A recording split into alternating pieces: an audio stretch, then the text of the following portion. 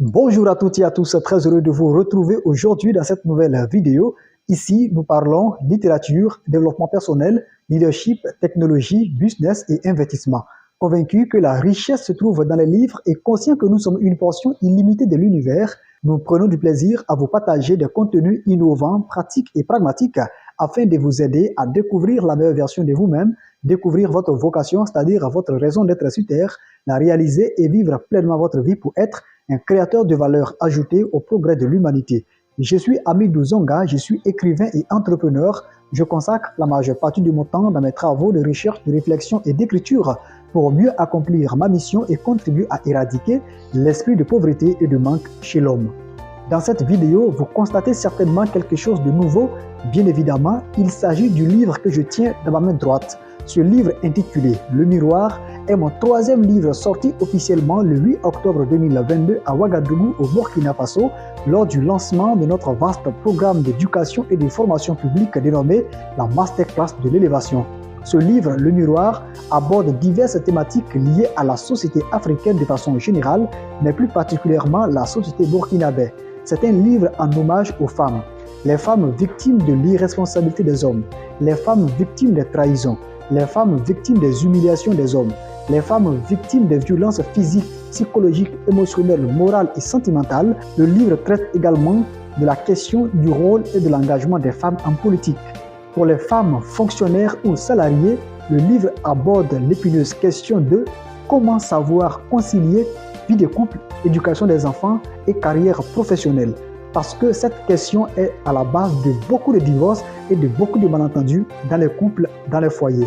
Le livre aborde également la question de l'engagement citoyen et responsable des jeunes africains pour une construction responsable et durable du continent. Le livre ouvre aussi une lucarne sur l'éducation des jeunes aux médias sociaux.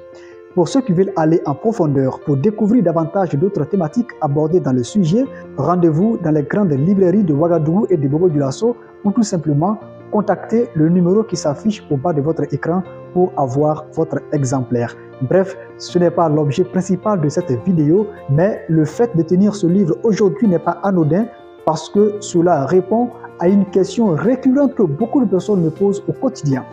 Zonga, quelles sont les techniques, les astuces et les stratégies que tu mets en place pour pouvoir écrire facilement tes livres et les vendre sur le marché? Voici la question que beaucoup de personnes me posent.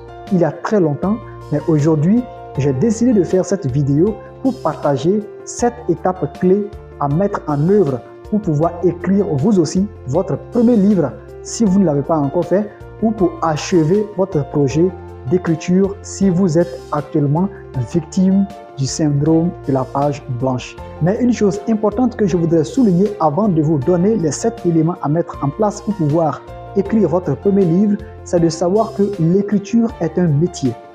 L'écriture est un travail comme tout autre, mais c'est un travail minutieux.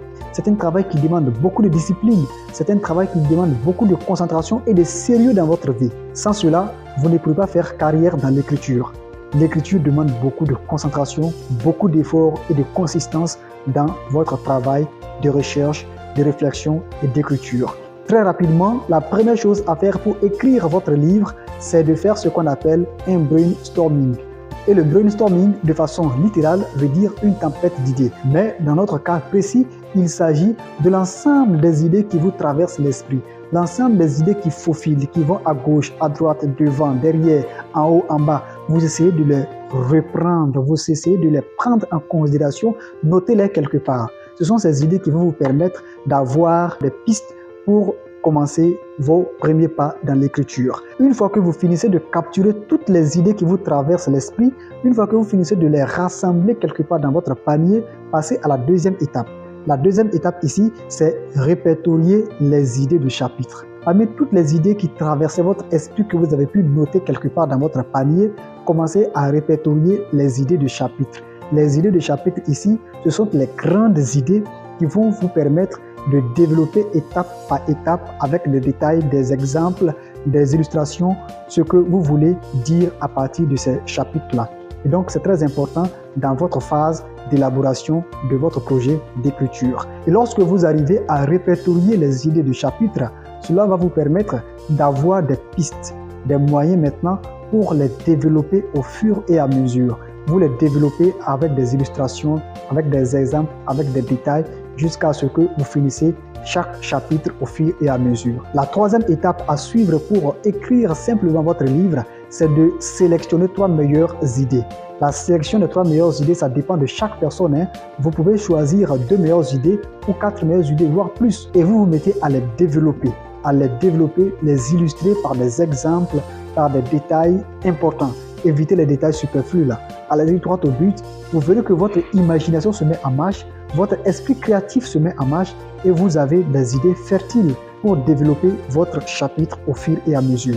Et la 4e étape à franchir pour écrire facilement votre livre, c'est d'élaborer un plan d'écriture. Cela vous permettra d'avoir un certain tableau de bord d'évolution dans votre projet d'écriture. Parce que si vous travaillez sans plan, il sera compliqué pour vous de savoir où est-ce que vous allez, où est-ce que vous êtes aujourd'hui et où est-ce que vous voulez aller demain dans votre projet d'écriture, bien entendu. Et le plan d'écriture dépend de la disponibilité et du temps de chacun. Si vous êtes un travailleur, pendant vos heures libres, vous pourrez essayer ne serait-ce que d'écrire 1 page ou 2 pages. Cela dépend de votre inspiration.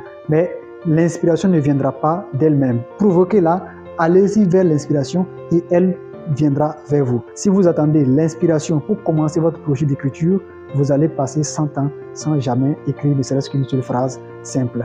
Et la 5e étape à suivre pour réussir à écrire tout simplement votre livre, c'est de passer maintenant à l'action, c'est-à-dire passer à l'écriture de votre manuscrit.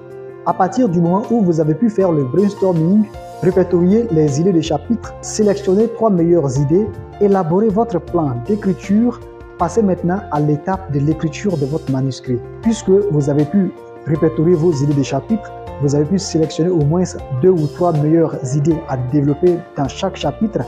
Vous avez pu élaborer votre plan d'écriture. Vous commencez maintenant à écrire votre manuscrit.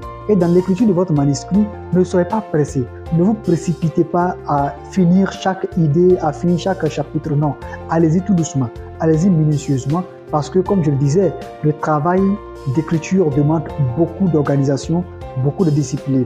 Commencez à écrire tout doucement. Développez chaque idée minutieusement avec des détails très clairs, illustrés avec des exemples. Choisissez un bon angle de traitement de vos idées et vous verrez que les choses commenceront à avancer pour vous. Les premiers jours, vous commencerez à écrire peut-être 2 pages, 3 ou 5 pages. C'est pas mal. Concentrez-vous seulement à l'écriture. Écrivez seulement. Écrivez toutes les idées qui vous viennent à l'esprit. Ne vous souciez même pas de l'ordre. Vous n'êtes pas encore à l'étape de vous soucier de l'ordre, de l'organisation des idées. Non. Actuellement, vous êtes en quête d'idées. Vous êtes en quête de plans. Vous êtes en quête d'angles pour mieux développer vos idées que vous avez. Ne vous préoccupez pas de ça pour l'instant. Une chose importante à prendre en compte dans l'étape de l'écriture de votre manuscrit, c'est de ne pas trop vous soucier de la grammaire ni de la conjugaison. C'est vrai, ayez un bon niveau de langue, c'est très important. Mais dans cette étape de l'écriture, ne vous souciez même pas de la grammaire, ne vous souciez même pas de la conjugaison. Écrivez les idées que vous avez dans le langage que vous pouvez. Vous n'êtes pas encore à l'étape de vous préoccuper de la grammaire. Vous n'êtes pas encore à l'étape de vous préoccuper de la conjugaison. Non, concentrez-vous uniquement sur les idées qui vous traversent à l'esprit lorsque vous commencez à écrire votre manuscrit. Écrivez toutes les idées qui viennent, écrivez, notez. Il n'est pas encore temps de vous arrêter, de mettre un point final à vos idées. Non, écrivez toutes les idées qui vous traversent l'esprit. Notez-les, écrivez. Je répète toujours, ne vous souciez pas de la grammaire ni de la conjugaison. D'ailleurs, ce n'est pas votre travail, même si vous avez une grande responsabilité. Concentrez-vous sur la narration de votre histoire et vous verrez votre progression dans votre projet d'écriture. La 6e étape à respecter dans votre projet d'écriture, c'est l'étape la plus importante. C'est la relecture. Relisez votre manuscrit. C'est l'étape la plus importante pour un auteur. Lorsque vous réalisez votre manuscrit, vous constaterez par vous-même les erreurs que vous pouviez éviter. Vous constaterez par vous-même le niveau de pertinence de votre histoire. Vous constaterez par vous-même les fautes d'orthographe, les fautes grammaticales que vous avez pu faire. Et c'est à ce moment précis que vous vous mettrez maintenant à les corriger minutieusement. Est-ce que vous comprenez? C'est pourquoi je vous disais à l'étape 5 de ne pas vous soucier de la grammaire ni de la conjugaison parce que ce n'était pas le moment de faire des histoires avec cela. Donc, vous voyez maintenant l'importance de la concentration, l'importance du développement de vos idées, l'importance de la discipline que vous devez avoir pour produire votre livre. Nous sommes à l'étape 6 et à l'étape 6, c'est l'étape la plus importante, la relecture. Lorsque vous vous mettez à relire votre propre travail, vous constaterez par vous-même des écarts de langage, des erreurs que vous pourriez éviter, des histoires mal racontées, une mauvaise conjugaison quelque part, la grammaire mal introduite. C'est en ce moment que vous trouvez les meilleures formules de conjugaison, les meilleures règles de la grammaire que vous devez utiliser pour bien écrire votre manuscrit. Donc, vous voyez l'importance de l'organisation, vous voyez l'importance d'être discipliné, vous voyez l'importance de se concentrer uniquement sur vos idées à coucher sur votre papier. Et c'est ainsi que vous arriverez à écrire facilement votre livre. Mais une chose importante que je voudrais vous rappeler à l'étape 6, c'est de relire plusieurs fois votre manuscrit. Relisez votre manuscrit au moins 7 fois. C'est ce que moi je fais avec mes livres. Aussi, trouvez des personnes qui ont un bon niveau de langue dans votre entourage, donnez-leur votre manuscrit afin qu'elles le lisent et apportez leurs corrections. Quel qu'en soit votre niveau d'instruction, ne soyez pas prétentieux, ne soyez pas orgueilleux, ne pensez pas que vous connaissez tout.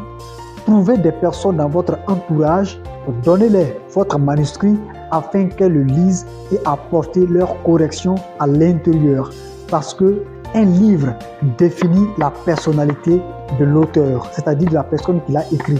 Si vous écrivez mal votre livre, si vous écrivez votre livre avec beaucoup de fautes, cela démontre votre personnalité. Vous êtes une personne médiocre, une personne mal organisée, une personne indisciplinée et cela ne vous donnera pas une bonne réputation. C'est dangereux d'ailleurs pour votre carrière si vous voulez véritablement exceller dans l'écriture. Donc à l'étape 6, je mets beaucoup d'accent là-bas.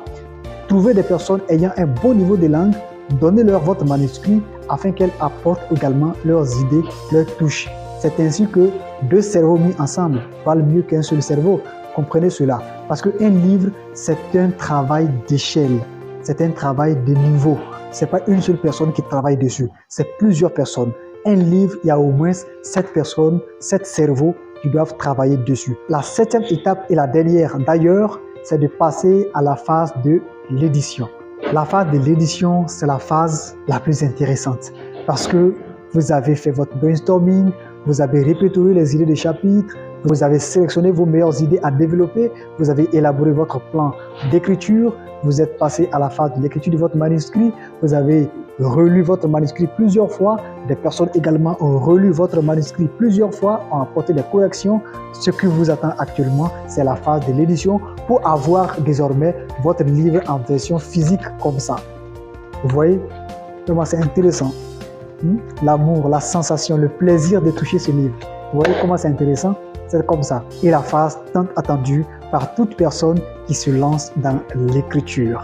Donc, à ce moment, vous cherchez une maison d'édition, vous envoyez peut-être des mails à des maisons d'édition, vous envoyez des courriers ou vous vous déplacez. Si vous connaissez une maison d'édition, vous vous déplacez pour leur donner votre manuscrit. Et si elles acceptent, selon leur ligne éditoriale, de produire ce livre, ils vont le produire pour vous selon le type de contrat que vous voulez, soit un contrat à compte d'éditeur ou à compte d'auteur, et vous aurez désormais votre livre en version physique. Alors, c'était les 7 étapes à suivre pour écrire votre livre. Alors, j'espère que cette vidéo apporte quelques éléments de réponse à vos préoccupations et j'ose croire également que cette vidéo va vous donner le courage et l'envie de vous lancer dans l'écriture pour aussi avoir votre livre en version physique, de tenir comme ça, vous sentir heureux et fier de votre propre travail et fier également de servir dignement les autres. Parce que ce livre a apporté le soulagement à beaucoup de personnes qui vivaient des difficultés dans leur couple, à beaucoup de personnes qui vivaient des situations compliquées dans leurs relations. Sachez que tout n'est pas dit dans cette vidéo, j'ai juste fait un résumé pour vous permettre d'avoir des pistes à explorer pour aussi mûrir votre recherche à votre niveau. Très bientôt, je ferai encore d'autres vidéos pour vous aider à avoir un bon style de narration, un style captivant pour avoir la confiance des lecteurs et l'assurance que vous avez un grand talent d'écrivain. N'oubliez pas aussi de nous laisser un message en commentaire. Cela va nous donner beaucoup plus de courage et de détermination à continuer à vous partager des choses qui vont contribuer à votre bonheur, à votre croissance, à votre développement. Ça sera un plaisir pour nous de lire vos commentaires, vos suggestions. Et si vous avez des sujets à proposer sur le livre ou autre chose, n'hésitez pas également à nous laisser cela en commentaire. On l'étudiera, on prendra le temps pour faire des recherches, pour faire une vidéo pour répondre à votre attente. Ça a été un réel plaisir pour moi de vous partager ces 7 astuces pour écrire votre premier livre. Alors, je vous encourage à continuer la recherche chez vous. N'abandonnez pas, ne lâchez rien. Écoutez votre cœur, utilisez votre cerveau, il ne se trompe jamais. Lisez, osez, croyez pour réussir.